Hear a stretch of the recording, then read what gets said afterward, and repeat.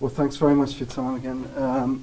I mean, my first question is really, I mean, you've had this really cool project that you put out in June, and ever since it seems there's been this huge backlash from regulators, from the media, from who knows what. I mean, is that sort of frustrating for you to sort of deal with this backlash? I mean, when you're doing something that's quite sort of innovative and people would say quite laudable, to be kind of pushing out these open protocols for money around the world. I mean, it could have a big impact on people's lives. So to be kind of harangued continually for that, this must be a bit sort of frustrating. No, it's actually not frustrating. And it's part of the input process that we wanted all along.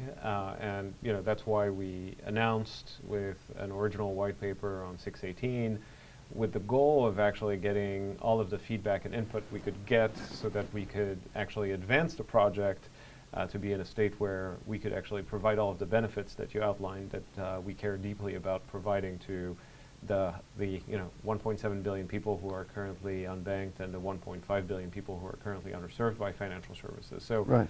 That's part of the process. I would say that, of course, it's been a bumpy road up until now, just given the amount of input that we got. Right. But it's not frustrating to me because I think that it's all part of the process. I was certainly expecting a lot of feedback, and certainly we're getting that kind of feedback. I mean, other companies have launched projects without so much feedback as this. I mean, not normal, maybe. Well, I would say that it stems from two different things. One is the scale of the potential project because of Facebook's distribution. Right. And two is the fact that Facebook is involved in it. And I say that those two things combined just create a lot more scrutiny, right. Which I think is deserved. And so I think it's okay. And I believe that it's important that we answer all of the legitimate concerns that have been raised. And that we make good on that commitment that the Libra Association will be independent from Facebook, which it now is. Okay. But certainly wasn't there on 618 when we first announced. But we need to demonstrate that we are acting at the level of responsibility that we ought to be at. And I think that's part of the process. Right. I mean, how much of this sort of backlash do you think is a Libra backlash, and how much of it really is a Facebook backlash? Well, I think, I don't know. It's hard to quantify percentages here, right. But I would say that the way I see things is that I'm very singularly focused on the mission and the value that we want to deliver, and focused on resolving the really legitimate concerns that have been voiced by key regulators around the world, on key aspects of how this network operates, around sovereignty, around anti-money laundering and counterterrorism funding, around sanctions enforcement, right. around how we secure the network in such a way that in extreme adverse conditions people can get their money out. So this is all good, reasonable, important questions that we have to be able to answer. And now that the Libra Association is fully formed, that it has a board that was lucky enough to be elected on alongside with four other amazing individuals, yeah. We have a governance structure at the Libra Association that actually enables us to make strong progress towards answering those questions and answering not on behalf of Facebook, but answering on behalf of all of the members of the association. So when you get hauled before Congress and sort of harangued for hours on end, I mean, you think that's legitimate sort of backlash? Again, I think parts of it is just pure backlash, but I'm focused on the actual, real, legitimate questions that are being asked of us, and I think that those are really important to answer. So I try to basically not really pay attention to what is pure backlash, and I try to hone in on what is the reason behind some of the backlash, what are the real legitimate questions and concerns that we need to answer, and focus my attention on that. So people just don't like Facebook for whatever reason, that's not your problem? Well, there's not much I can do about that, right. But what we can do is definitely provide good answers to the questions in order to address the concerns. Right, okay. You said, I think, back last month that you expect things to get harder in the next few months. I mean, could you expand on how things might get harder before they get better? No, look, I'm assuming that things will get harder before they get easier, just because this process and this project is really looking at rewiring the way that money moves around the world. Right. And I think that it will be hard to change those things, and there's a good reason they haven't changed for the most part of the last half a century. And as a result, I think it's fair to assume that things will get harder before they get easier. But harder in what way? In terms of regulators coming after you, or competitors coming after you? Could you define that a little bit? I mean, look, it's just, I believe that we're going to be in a stage where, as we get into the nitty-gritty of how we address some of these issues, you're just going to have, potentially more pushback from certain entities, and we'll have to deal with that. Okay. But that's okay. That's part of the process. All right. Are you still expecting to launch the service next year? And that is still the goal, yes. Okay. But again, the goal is not fully in our hands. So we've said multiple times that we wouldn't move forward as far as Facebook and Calibra are concerned, Right. If we didn't have regulatory approval. And regulatory approval in this world, and the way that we phrased it, means U.S. regulatory approval, and of course also Switzerland, because we're the Libra Association is applying for a license with FINMA. Yeah. And so if we can't satisfy those requirements, then it won't be 2020. But my hope and the goal of this team is to ship in 2020 still, and that's still the objective. So what would be your sort of ideal scenario for regulation? Helpful regulation. Well, I think that we have a good path and a good framework, which is basically that FINMA, the Swiss authority for financial regulation, is looking at the framework by which the Libra Association can be regulated. And by the way, it's helpful, I think, to basically split the regulatory framework, one on the Calibra wallet side and the Libra Association. Right. On the Calibra wallet side, actually, it's quite straightforward because it's a wallet operation. We are registering as a money service business here in the U.S., obtaining money transmitter licenses in a bunch of states, and looking at obtaining licenses internationally as well. Right. On the Libra Associations, it's more complicated because it hasn't been done this way before, and as a result, we are very much in favor of a very tight regulatory framework in terms of what the association can or cannot do. So for instance, we talked about how the reserve being fully backed is a very important configuration of this whole network, because historically, whenever there was an opportunity to move a reserve from fully backed to fractional, the temptation has always been too great.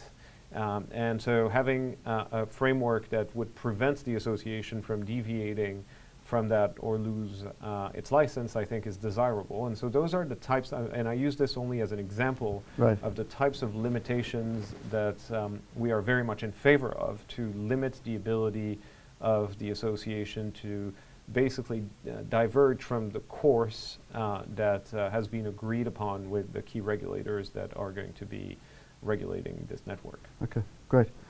So I wanted to move to more personal stuff. So you didn't grow up in this country, you grew up in a little bit Geneva, I think, and your parents are Iranian and Romanian, is that right? So yes, I was born in France. Yeah. And grew up between France at first and then Switzerland after. Right. And I mean, Switzerland's a very different place from Silicon Valley. I mean, when you came here, was that a culture shock for you? I mean, No, because I was very much already an Americanized entrepreneur in Switzerland. Right. Of course, since then became a citizen, and so I feel right at home here in the U.S. And I never had a cultural shock here. For some reason, even though I've lived more time outside of the U.S. than in the U.S. in my life, I think I've always been kind of an American citizen at heart, even before I became a citizen here. So I didn't have any cultural shock here. Interesting.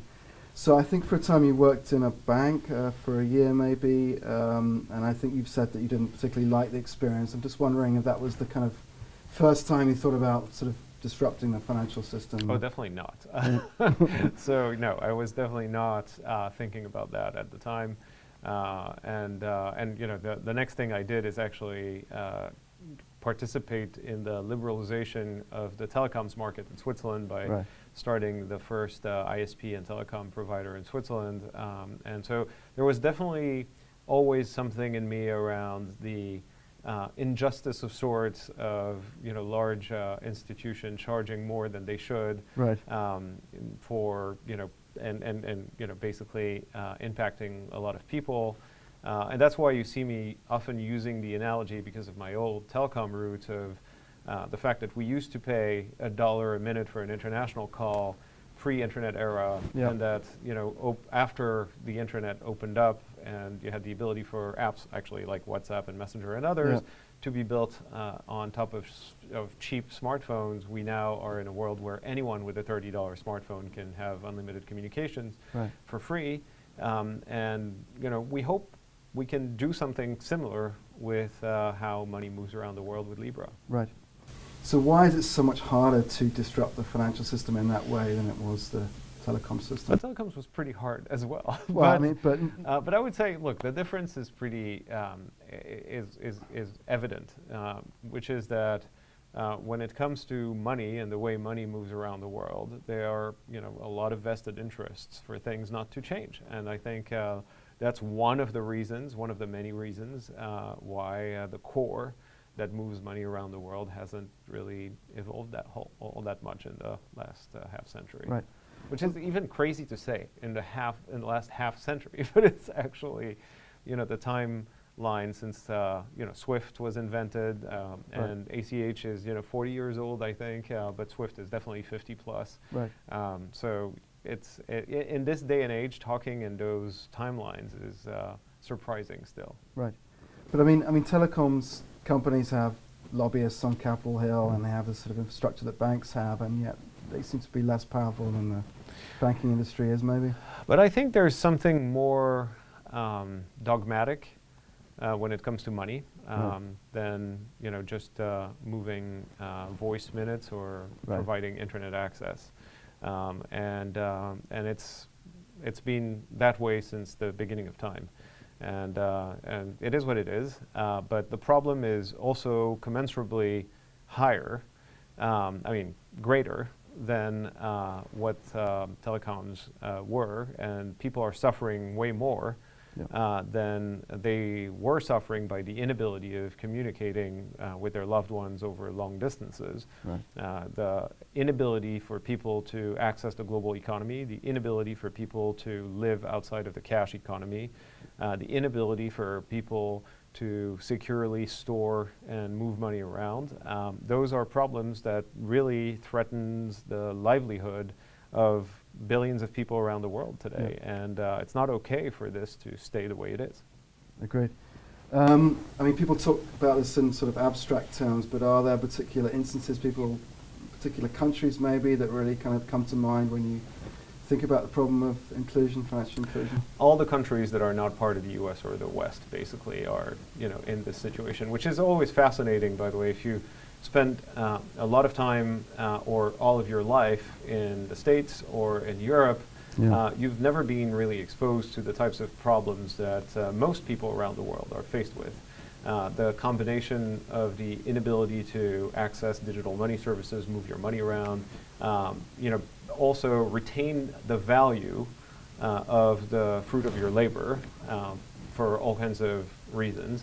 All of these things are realities of the lives of billions of people around the world, and so it's harder for us who grew up in privileged lives here to actually fully empathize with the lives that the vast majority of people live. I mean, are we talking mostly about remittances here, or sort of cross-border transactions? Is that what motivates you the most? Well, I think cross-border payments is the first good use case to tackle, and it's big. It's $700 billion a year at still an average cost of 7%, which has stopped coming down. And again, 7% being the average, some corridors are way higher, But it's not only the cost, it's also the practical user experience that people have to go through. And the typical journey is actually one where the working part of the family in the US or in Europe or in other parts of the world will actually have to go to a physical location with cash and get a receipt for the cross-border transaction.